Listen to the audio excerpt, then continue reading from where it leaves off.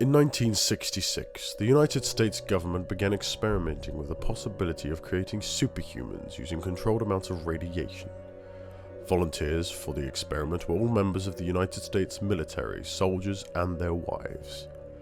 The experiment entailed both the men and the women to receive a small tattoo using a special irradiated ink known as Pigment 227.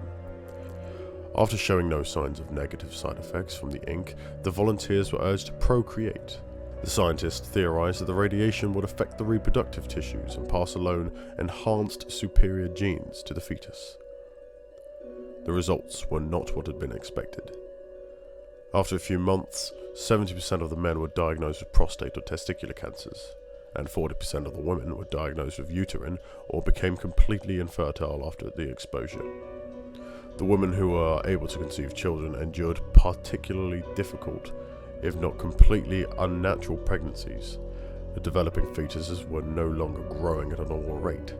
It was reported that 4 of the women had labour induced at their 20th week because the baby was too large to carry safely. The premature babies were larger than an average full-term baby and were hideously, irreparably deformed. Extra limbs, missing limbs, brain damage, organ failure, blindness and deafness were documented. One woman gave birth to twins, who developed at a normal rate but died shortly after birth. The cause of death was unknown. After the miserable failure of the experiment, the remaining vials of Pigment 227 were ordered destroyed and the files on the project classified.